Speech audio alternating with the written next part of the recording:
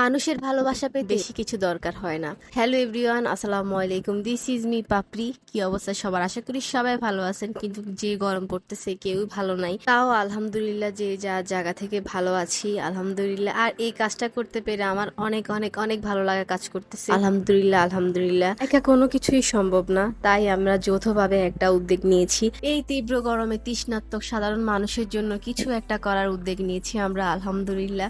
আর এই কাজ করতে আমার এত ভয় কাজ করতেছিল যে আমি কি আসলে পারবো, মা আমরা কি পারবো? আলহামদুলিল্লাহ আলহামদুলিল্লাহ আমরা পেরেছি আপনাদের সবার দোয়াতে। অবশ্যই আপনাদের দোয়া আছে বলে আমরা পেরেছি। যাই হোক, আমাদের জন্য আর বেশি বেশি করে দোয়া করবেন। আজকের ব্লগটা এই নিয়ে আমরা চেয়েছি বৃদ্ধ মানুষদেরকে দেওয়ার জন্য, যারা কাজ করছে, পরিবারের জন্য কষ্ট করছে। বৃদ্ধ না, আমরা চেয়েছি যতটুকু পারি আমরা সাহায্য করার জন্য, কারণ তৃষ্ণা তো সবারই লাগে। সবাই পরিবারের জন্য বাইরে এই রোদে কাজ করতেছে, আর আমি রোদে বেরোই পুরাই হয়ে গেছে। আর যারা কাজ করতেছে দিনের পর দিন সারাদিন কাজ করতেছে, তাদের অবস্থা তো অনেক খারাপ। রোদে বের হয়ে বোঝা যায় যে আসলে কতটা কষ্ট করতেছে তারা পরিবারের জন্য। পরিবারের প্রত্যেকটা মানুষের মুখে একবেলা ভাত জোগাড় করে দেওয়ার জন্য এতটা কষ্ট করতেছে এই তীব্র রোদে। এক বোতল পানি, সাথে ছিল টেস্টি স্যালাইন, সাথে ছিল বাটার বন। আগের দিন রাতে আমরা সবাই মিলে এটাকে প্যাকেট করে রাখছিলাম। সকাল 11:30টার দিকে আমরা সবাই মিলে বের হয়ে যাই এগুলা দেওয়ার জন্য। রিক্সা একটা রিজার্ভ ধরাই। আমরা ভাবলাম যে কোথায় দেওয়া যায়, তো আমরা ভাবলাম যে সোনাপুরের দিকে ঘুরে এসে দিই, যাকে পাবো তাকেই দিব।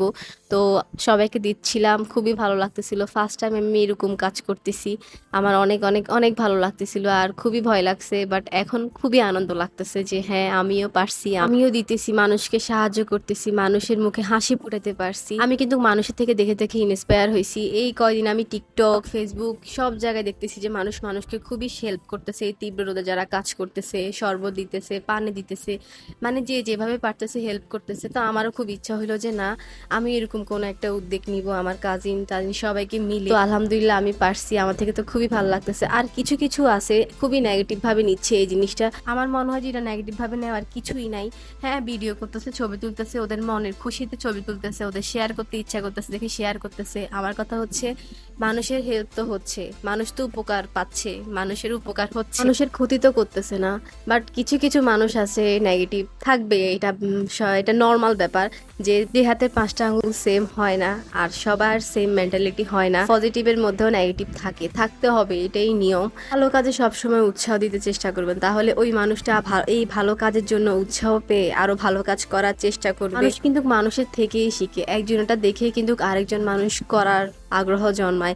যেমন আমি কিন্তু মানুষের থেকে ইন্সপায়ার হয়ে আজ এই কাজটা করছি। না হয় এরকম কাজ করার কোনো আইডিয়াই আমার কাছে ছিল না। যাই হোক, সবকিছু মিলাই আলহামদুলিল্লাহ অনেক ভালো একটা দিন কাটছে। আর আপনারা অনেকে বলতেছেন যে ব্লগার, কন্টেন্ট ক্রিয়েটার এটা করতেছে আরো দ্বিগুণ টাকা কামাচ্ছে। হ্যাঁ ভাই, কামাচ্ছে তো বুঝলাম, বাট ভালো কিছু তো করতেছে, মানুষের উপকার তো করতেছে। ওরা ভালো কাজ করতেছে বিধায় আপনারা সুনাম করতেছেন। আর ওরা যেহেতু ভালো খারাপ সবকিছুই আপনাদের সাথে শেয়ার করে, ওদের এই ভালো কাজটা আপনাদের সাথে শেয়ার করলে তো আপনারা ওকে ভালো ভাববেন না। তো এত নেগেটিভিটি ছড়ানোর কোনো দরকার নাই, পজিটিভ ভাবে থাকেন। ধরে ফেসবুকে এইসব নেগেটিভিটি কথা চলতেছে, তাই আমি এসব কথা বলা একদম নিজস্ব মতামত থেকে, নিজের থেকে বলছি কথাগুলা। কেউ আবার আবার গায়ে টানবেন না। তো আমার ভুল টুটি থাকতেই পারে, আমি ছোট মানুষ, সবাই ক্ষমা দৃষ্টিতে দেখবে। আর এই আঙ্কেলের ব্যবহার আমার অনেক ভালো লাগছে, মানে অনেক ভালো। আঙ্কেল জিজ্ঞাসা করতেছে তোমরা কেন বের হয়েছে এই রোদের মধ্যে, তোমরা খাও, তোমরা ছোট মানুষ, তোমরা দিচ্ছ নাকি কারা দিচ্ছে? পরে বললাম যে আঙ্কেল হ্যাঁ আমরাই দিচ্ছি, আমরা ছোট মানুষ, ছোট উদ্যোগ নিয়েছি। পরে বলতেছে মাশাল্লাহ মাশাল্লাহ, দোয়া করি অনেক বড় হও। আসলে এগুলাই পাওয়া আলহামদুলিল্লাহ। এরপর আমরা মসজিদ মোড়ে এখান দিয়ে ঢুকে একদম একটা পেঁচালে পড়ে গেছি, কারণ এখন বোতল আমাদের কাছে খুবই কম। আর এখানে অনেক আঙ্কেল মামারা ছিল, অনেকটাই দিতে পারি নাই। ইনশাল্লাহ অন্য কোন একদিন আবার দিব। আর অনেক আপুরা ভাইয়ারা অনেক সুন্দর সুন্দর কমেন্ট করছেন আমার ভিডিওতে, সবাইকে অনেক অনেক ধন্যবাদ।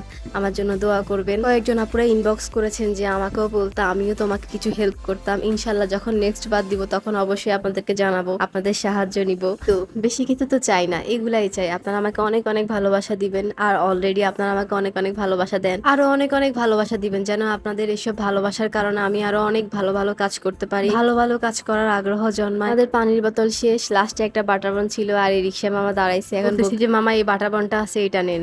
আলহামদুলিল্লাহ, যেটা পাই সেটাতেই খুশি আলহামদুলিল্লাহ।